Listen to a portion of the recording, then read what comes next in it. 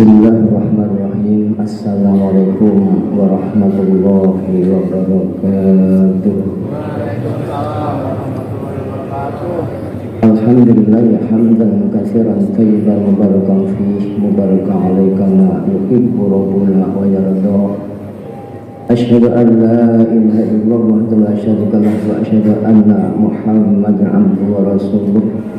Allahumma sholli wa sallim wa barik ala sayyidina Muhammadin wa ala alihi wa sahbihi ajma'in, amma ba'd. Qala Allah ta'ala fil Qur'anil Karim, a'udzu billahi minasy syaithanir rajim. Bismillahirrahmanirrahim.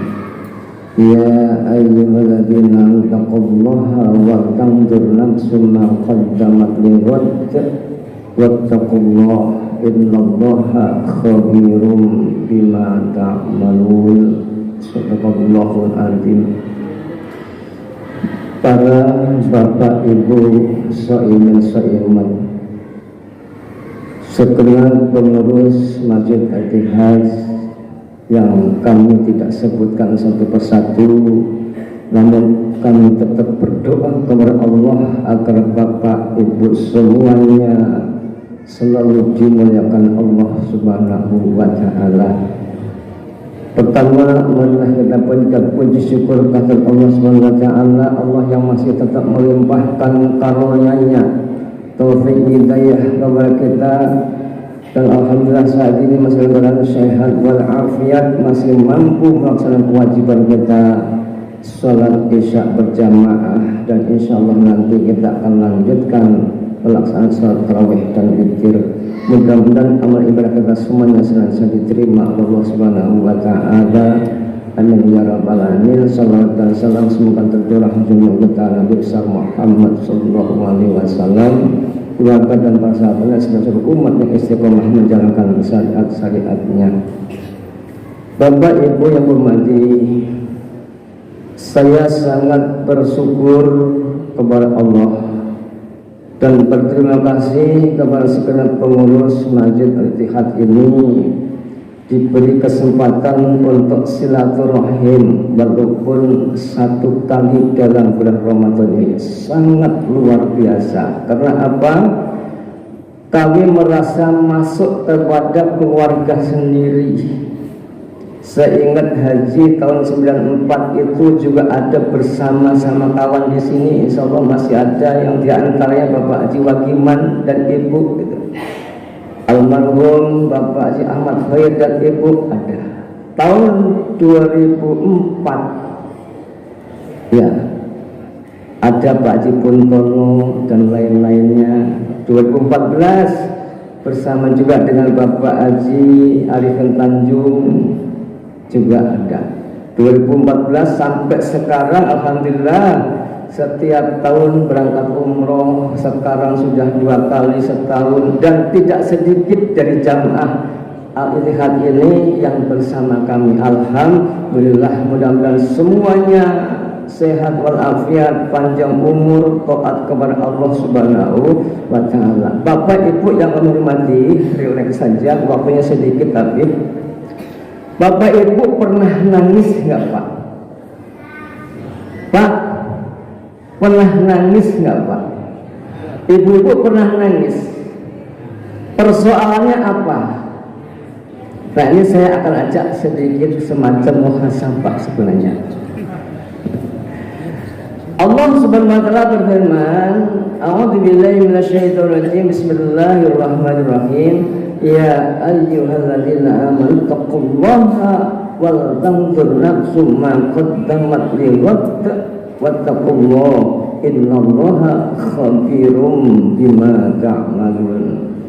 Wahai orang-orang yang beriman, bertakwalah kamu sekalian kepada Allah, dan setiap diri hendaklah memikirkan apa yang sudah diperbuat untuk hari esok. Berarti hari akhirat.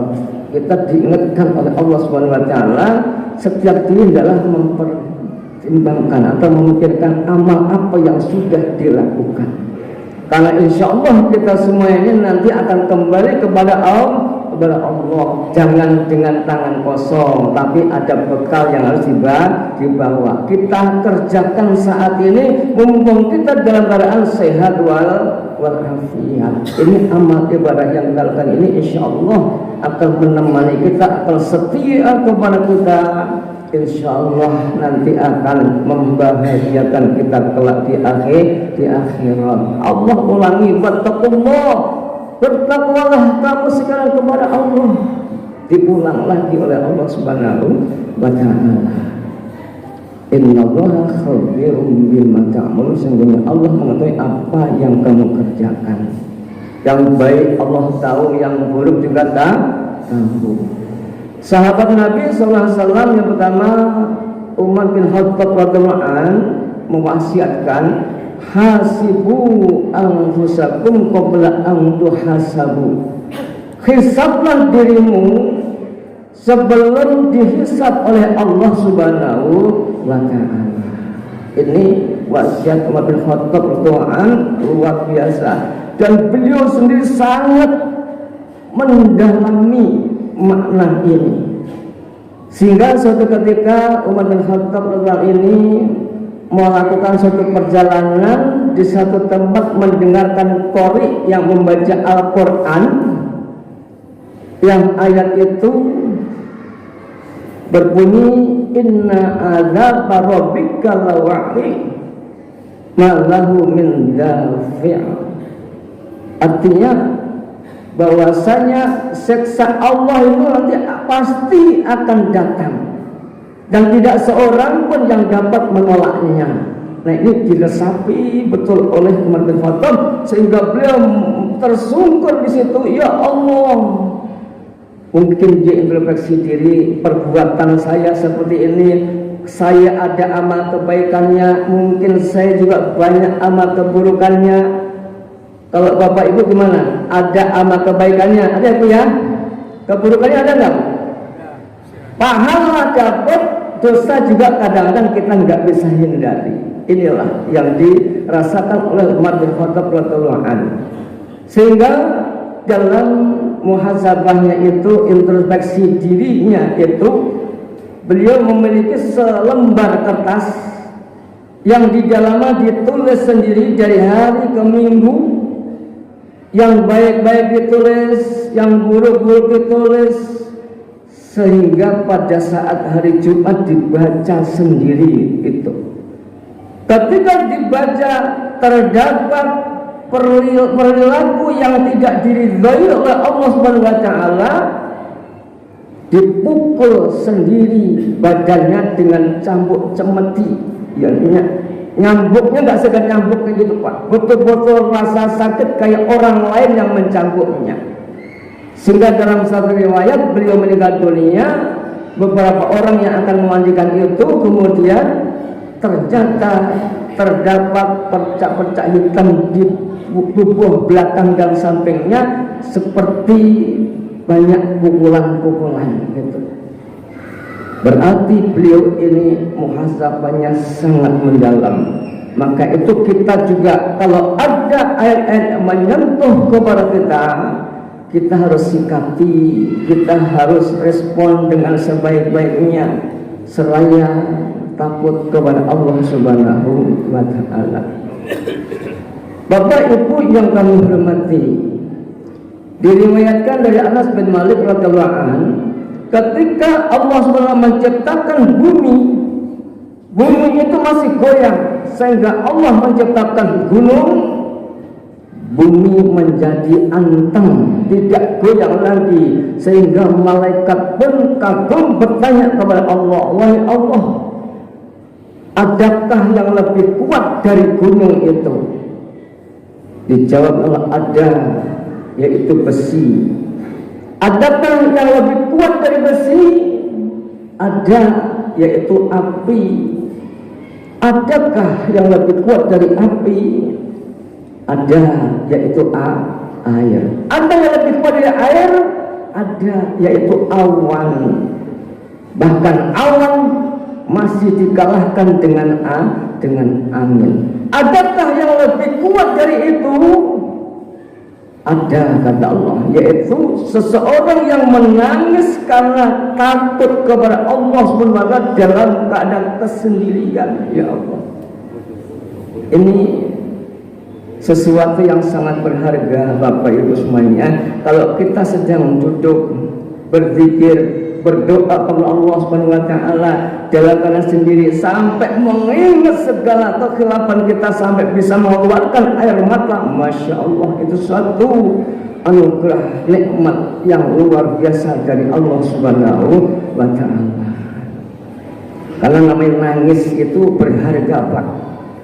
Ya, nangis dalam menyesali sikapnya sendiri untuk diperbaiki, itu luar biasa. Di dalam sebuah khabar bahwasannya seorang hamba dihadapan oleh Allah Subhanahu wa taala, kemudian diberikan buku catatannya.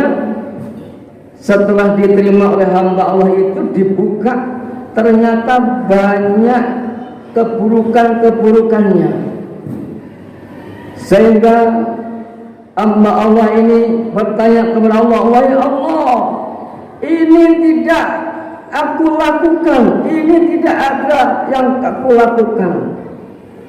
Akhirnya Allah SWT berfirman mengatakan, sesungguhnya aku memiliki saksi-saksi yang terpercaya. Akhirnya hamba Allah ini nengok kanan, kiri, ke belakang, tidak ada seorang jua pun yang nampak. Wahai Tuhanku, mana saksinya? Akhirnya Allah SWT memerintahkan kepada seluruh anggota tubuhnya untuk memberikan persaksian masing-masing. Dua telinganya memberikan persaksian, mengatakan, sungguh aku pernah mendengar perbuatan itu. Kedua matanya bersaksi, sungguh aku pernah menyaksikan, melihat sendiri perbuatan itu. Lidahnya mengatakan, iya, aku sungguh-sungguh pernah mengucapkan hal itu. Kedua tangan dan kakinya, sungguh aku pernah melakukan itu.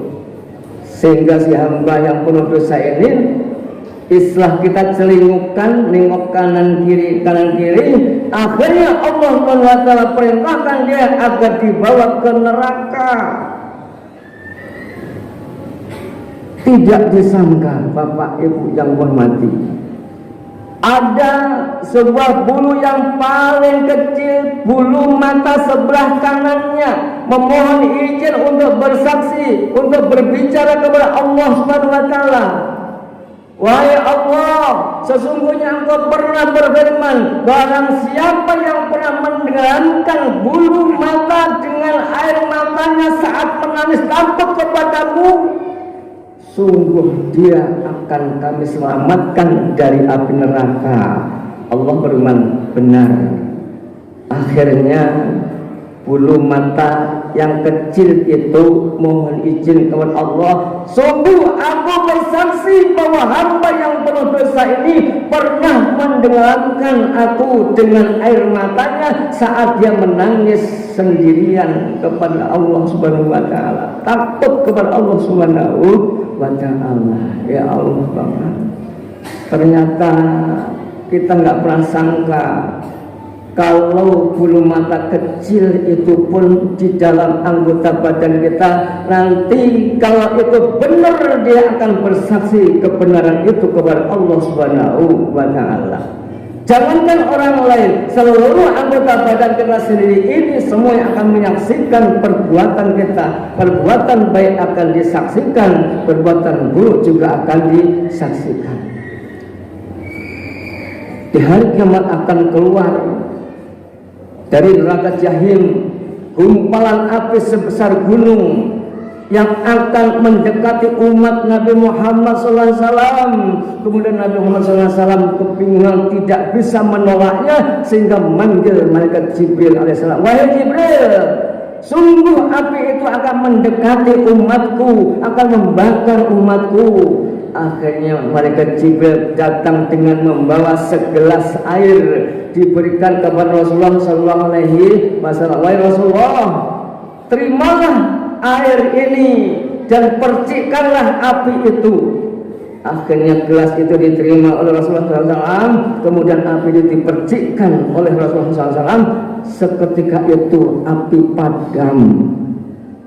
Akhirnya Rasulullah SAW tanya kepada Malik bin Salam, wahai Jibril, air apa ini yang demikian bisa memadamkan api? Aku belum tahu.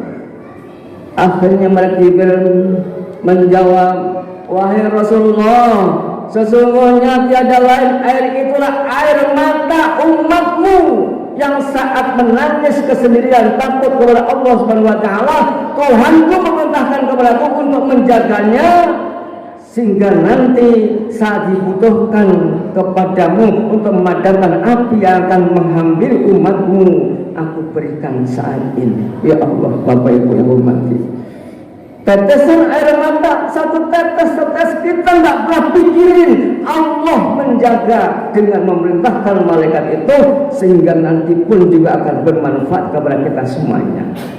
Oleh karena itu Bapak Ibu semua yang hormati, kita pernah senang, kita pernah susah, betul Pak? Kita pernah tertawa, kita juga pernah menangis. Yakinlah bahwasanya Allah tidak akan mengumpulkan dua ini jadi satu. Siapa yang banyak menangis di dunia tidak akan banyak menangis di akhirat. Yang ada adalah banyak menangis di dunia, insya Allah akan banyak tertawa di akhirat. Dalam keprihatinan itu, siapa yang banyak senangnya di dunia, maka dia akan susah di akhirat. Ini menandakan bahwasanya Allah SWT mengharapkan kepada kita ini, kalau kita senang seperti apapun, jangan lupa zikirnya kepada Allah Subhanahu wa taala. Insyaallah kalau kita jaga hal demikian, kita akan menjalani aktivitas kehidupan kita ini sehari, seminggu, bulan, tahun kepada suatu aktivitas yang selalu diridhai oleh Allah Subhanahu wa taala. Tambah usia, kurang umurnya, tapi terus amalnya bertambah, diridhai, diterima oleh Allah Subhanahu wa taala. Mudah-mudahan Bapak Ibu semua yang hadir dalam kesempatan ini senantiasa dimuliakan Allah Subhanahu wa taala, diberikan karunia kesehatan, kesemangatan, tetap kuat iman takwanya sehingga semua telah menjadi orang yang husnul khotimah. Amin ya rabbal alamin. Demikian saja, billahi taufiq wal hidayah. Assalamualaikum warahmatullahi wabarakatuh.